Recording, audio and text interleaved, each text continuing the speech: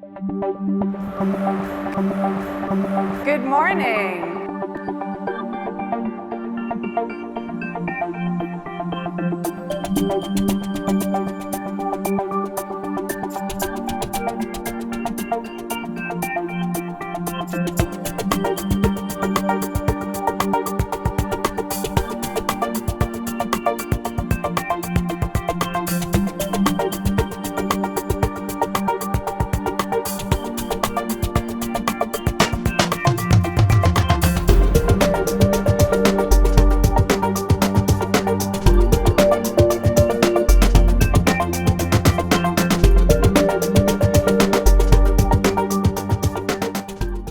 I took a look at all of my greatest career moments, all the successes, working with Fortune 500 companies, working with startups, working with brands like Target and Aflac and Capital One. And I realized that there was something very similar across all of their best case studies, which was they didn't try to sell. They didn't try to market. Instead, they did something entirely different. They fascinated. And so I took a step back and I started studying this. I wanted to understand exactly what is it about that decision-making moment when you present something to a potential customer that they could say no or they could say yes. What can you do to get them over to the yes? What can you do to make somebody immediately pay attention, to listen, to remember, and to act upon your purchase decision? And what I found are there very specific triggers. I call them triggers. They're instruments. They influence behavior very specifically. And if you can figure out the part of the brain that goes from saying, I wonder, I'm sort of interested, maybe I'll buy it, maybe I'll think about it. If you can figure out how to hit that, you immediately shortcut to the part that says yes. Fascination is the shortcut to persuasion. It's the shortcut to increasing prices, to selling more, and to developing connection. And what I found in my research is that there are exactly seven of these triggers. Power, passion, mystique, prestige, alarm, rebellion, and trust. So I want you to think about your own business.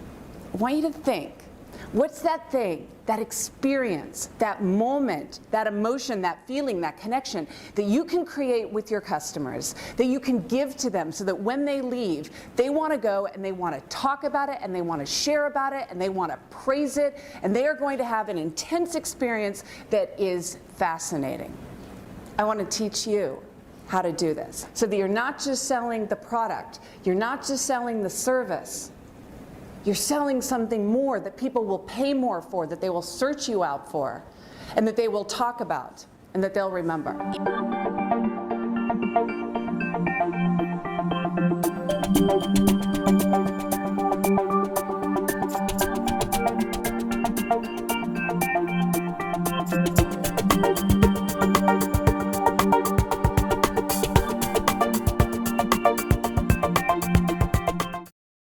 This is what I really want you to get out of this.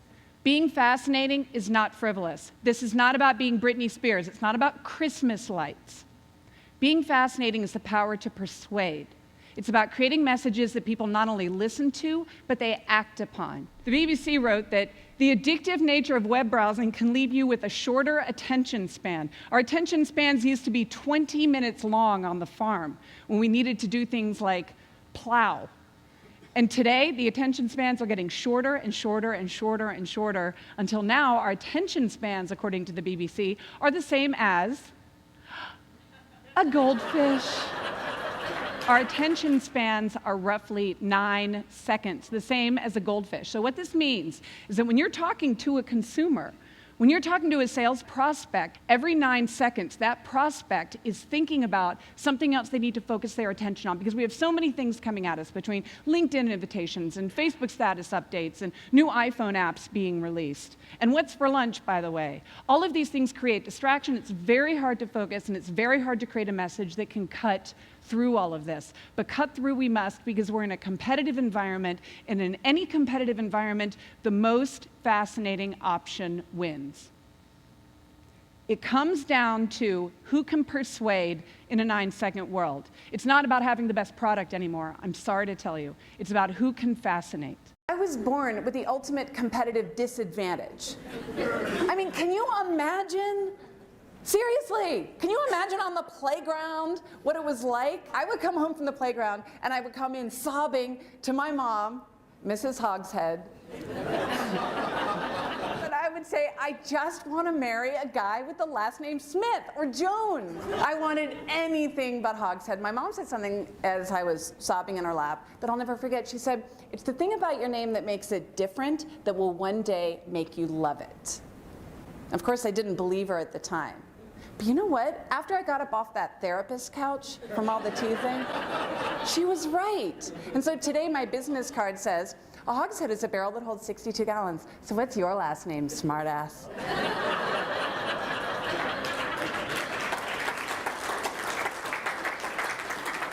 And as I began my career in advertising, I discovered the exact same thing is true in advertising and in branding. If you want to cut through in a cluttered environment, if you want to get somebody's attention immediately, and you don't have a huge budget, then you need to be the most fascinating. For all of us in our marketing, we have a choice.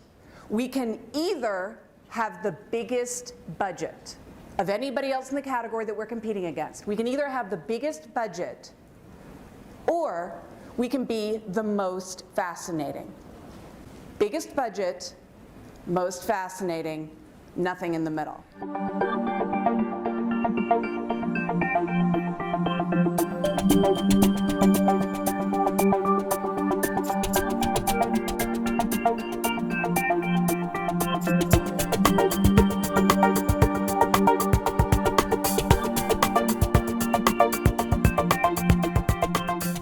Well, the reality is that if you're not eliciting a negative response from someone, then you're probably not that fascinating to anyone.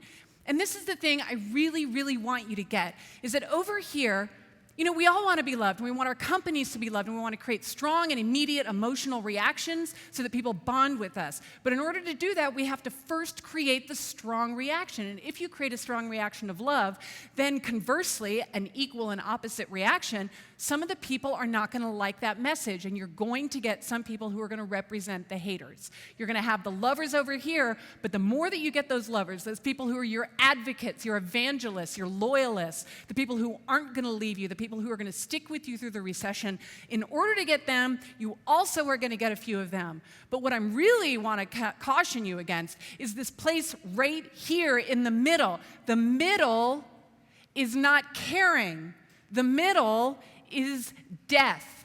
The middle is where employees don't care and they leave for the first job offer that they're going to get where they can get a better price, or your customers are going to leave because they can get just a little bit more convenient somewhere else. The middle is the dead zone. And what I want to encourage you is that the world is not changed by people who sort of care. So get out of the middle and start fascinating.